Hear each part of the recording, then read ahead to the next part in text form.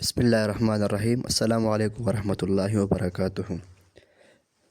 نن یو اهمه مسله ده، هغه ذکر کوو چې ډېر خلکو په ذهنونو کې دا سوالونه دي چې آیا موږ خپلې بیبي سره کوروالی څنګه وکړو او په څه طریقه باندې وکړو. ډېر خلک هغه دا ګڼي چې دا بیبي زموږ بیبي ده، موږ ته په نکاح شوې ده، چې زموږ څنګه خوښه وي هغه شان به موږ دې سره چې د خپل حاجت پوره کوو. نو دا یاد ولرئ چې کله د نارینه او د زنانه یعنې د هلک او د جینۍ چې کله نکاح وشي، نو دا جینۍ د دې هلک دپاره حلاله شي. د ده د پوره جسم نه دا هلک د دې جینۍ نه او جینۍ د هلک نه فایده اخیستی شي، ځکه قرآن کریم کې راځي هن لباس لکم وانتم لباس لهن. هلک د جینۍ لباس دی او جینۍ د هلک لباس دی، خو بیا هم په دې کې خپل حدود دي.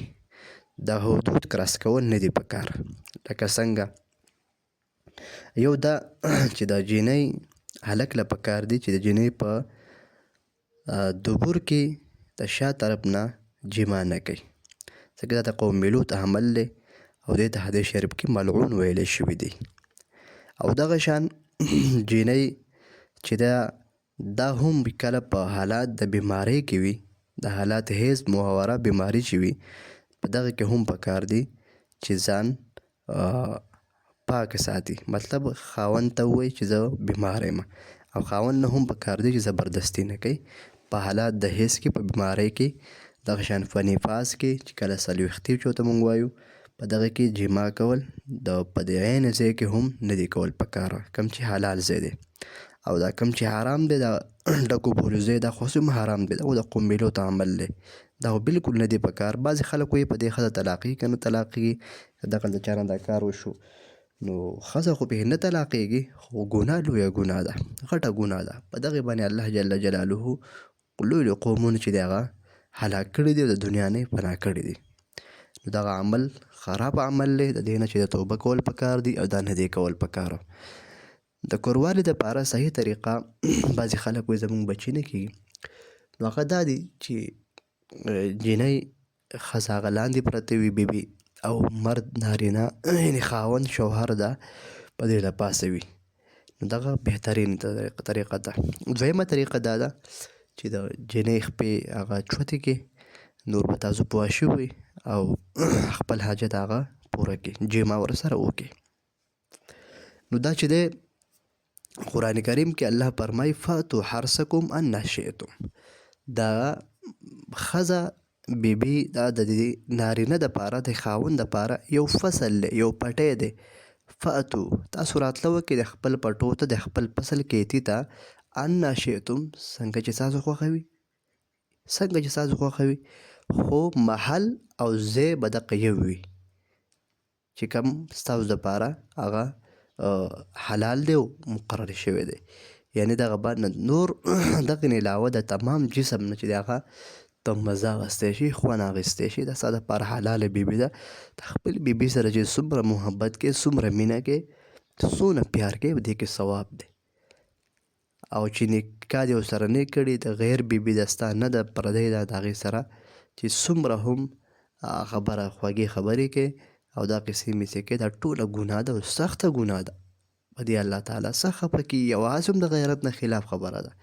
نو د خپلې بیبي چې کله زموږ کې دا خلکو کې یو دا لویه مسله وي چې کله یو جینۍ په نکاح کې نه وي راغلي، د ډالۍ، تحفې او مینه محبت او داسې قصې قطارې، او کله چې په نکاح کې غریبه راشي ورسره، نو بیا به دویم ورځ ورسره جګړې او ورانې ورسره ګزاره نه کوي. ګوره ښځه د ګسې پختې نه پیدا ده. نبي علیه السلام فرمایي دا د ګسې پختې نه پیدا ده، او ګسه پختې دا ده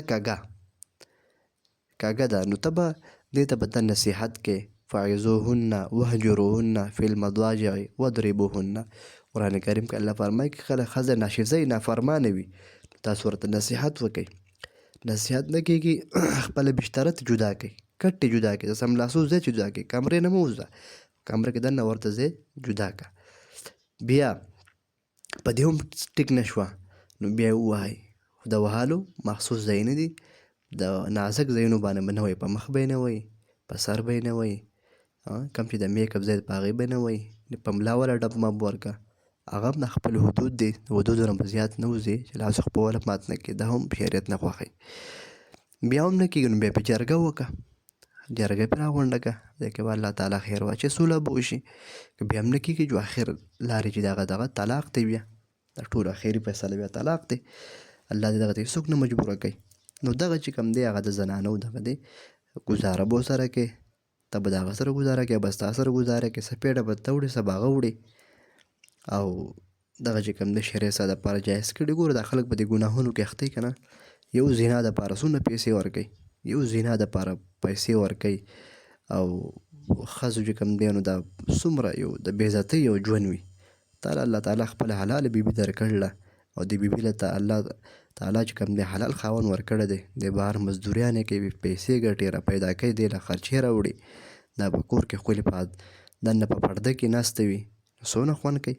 او دننه چې کوم د کور کار چې دی روټۍ پخول وغیره دا ټول چې دی نو هغه زنانه سرته رسوي په خپله خوښه باندې. نو څونه اتفاق سره چې کوم دا کار ښکلی روان وي. نو که یو خپل کار نه انکار وکړي، بل د خپل کار نه انکار وکړي، د خپل ذمهوارۍ نه، نو هر څه به چې کوم دی هغه بېګړه وشي. نو دغه چې دی هغه د زنانو خپل حقوق دي، د نارینهو د خاوندانو خپل حقوق دي، د دې خیال ساتل پکار دی. السلام علیکم. ویډیو چې کوم دی شیر کړئ، سبسکرایب کړئ زما دا چینل، او نور ملګرو سره دا ویډیو هغه چې دی ورسوئ. بلې ویډیو انتظار کوئ، څه چا په ذهن کې څه اهمه مسلې وي، سوال کولی شي، کمنټ کولی شي، ښکلی کمنټونه وکړئ. السلام علیکم.